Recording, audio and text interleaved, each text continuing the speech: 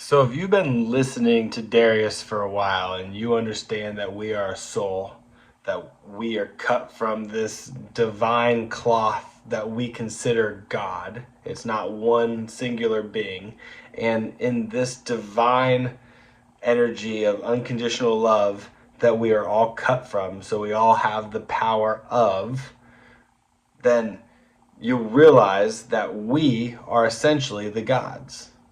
So, how do you think about that, right? Because your entire life, whether you've acknowledged him or not, there's probably been a dialogue of you kind of thinking that there is a God in the sky that you're going to have to answer to or have judgment in front of at the end, right? So, once that changes and you realize that you're the God, well, then how do you think about that? How does that change? Because there are people that are like, I'm praying for you, I'm praying it to God for you, and then you're like, well, but there's no real like God that would be doing it, right? Like you're the God, so like how do you think about that?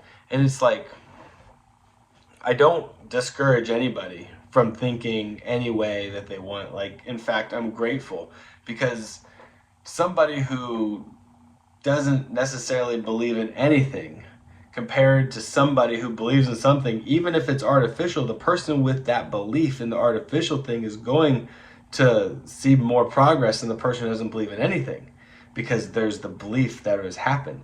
So once we get to that point where we realize that we are the God, then and then you realize that you have to do the work. But I don't know.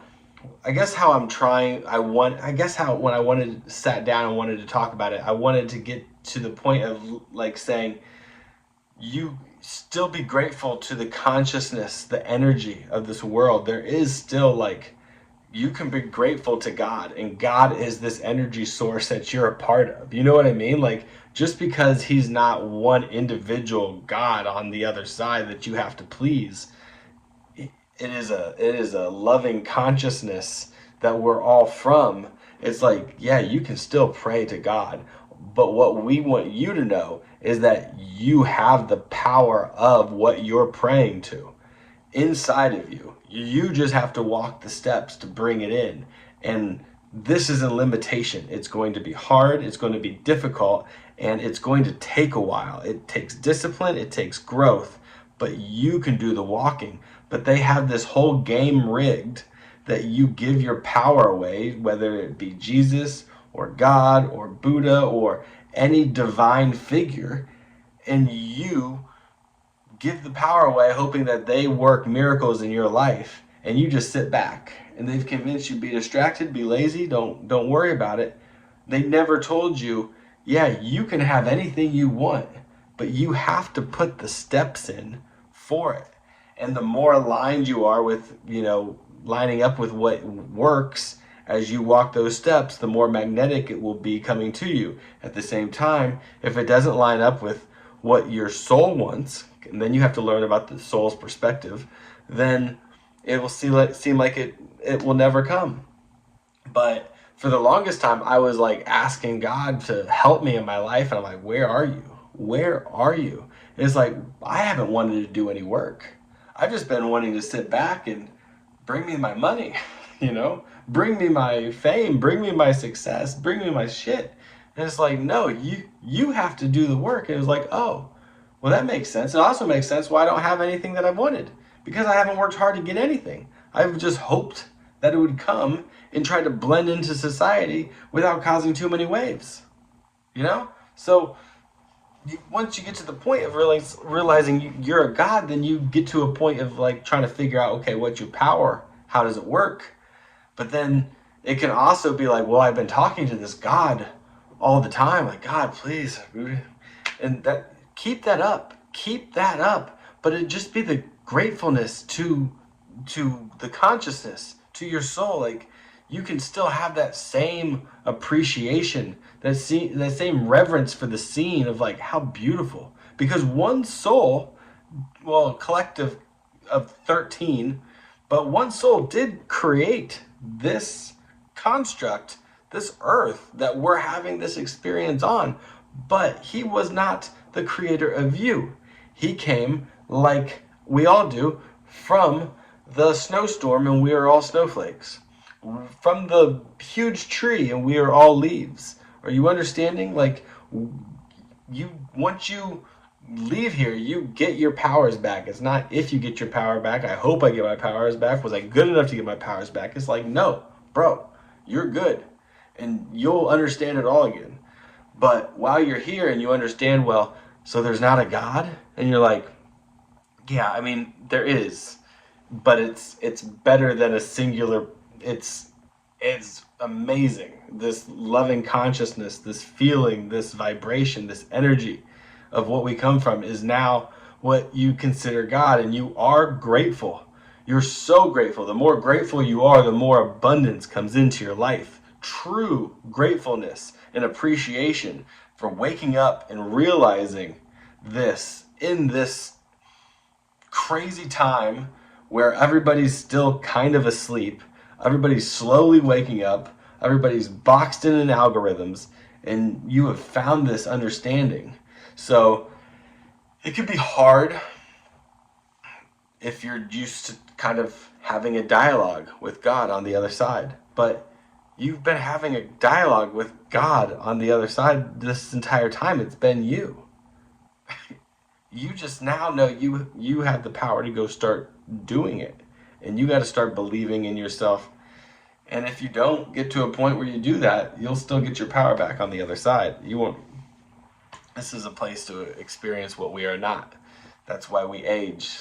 We don't have to worry about aging on the other side. We don't have to worry about time slipping away. We live forever. Okay? So I just thought people were, I think I struggled with that. You know, because as much as I didn't hate God. I just didn't love myself enough to believe that this loving God would give me anything that I wanted. And so it was kind of one of those things that I didn't have the belief in myself. Like, you line up somebody who's murdered somebody and you ask me, hey, does God love him enough to let him in? Like, yeah, absolutely. To give him what he wants? Yeah, absolutely. If you murdered anybody? No. Well, do you think you would get it? No. Why? Because I know the thoughts I've had, and it's like I know there's times I've done things like because I'm supposed to, but my heart didn't really feel like doing them. So it's like, well, do you judge me for those? And it's like, well, once you realize, no, you don't judge you for those. You get back and you see where your words and actions helped and where they hurt people. Other than that, the thoughts are just things that keep you from living and being free. You can have as many negative thoughts as you want. The more you have, the more bullshit you have in your energetic field, and the more, negativity you have coming on, so you're sabotaging your own life. So you don't want to have the negative thoughts, but you're not judged for your negative thoughts. So just have them, let them go, release them. And the more you stop worrying about having them, the less you'll have. And then sooner or later, you have these positive thoughts. So just want to put just that quick reminder out that, yeah, you are the God. There is no singular God. But this energy, this vibration, this unconditional love is what we consider God, and that's what everything is created from on the other side. So yes, still have a gratitude towards that, and then take control of your life and realize that nothing you do, whether you're trying to do it for the right reasons in alignment, or whether you're doing it for the wrong reasons that you'll regret later, it doesn't matter. You're going to get back in. It does not matter. But the more you try to align with how your soul wants you to live while you're here and what it wants to experience, the more fulfilled you feel, the more meaning you have in life, the more hope you have, the more purpose. You don't feel so empty and fake, right? So it's like once you kind of get the taste of what that feels like, and then once you realize you're just a good person, you come from love and light on the other side, you can experience the whole range of emotions and everything on the other side however you want. You have no judgment. You have complete freedom. You think of what you want to do, you can go create it. No one's going to tell you you can't. So you have complete freedom and you have complete love. So you have the fulfillment, that feeling that we've been missing, the empty feeling of like just, I don't know, just someone knowing they're going to love you no matter if you fail, no matter how hard you fail, no matter how bad you look, no matter what negative thoughts you've had or anything. Like you're just loved. Like we have that too.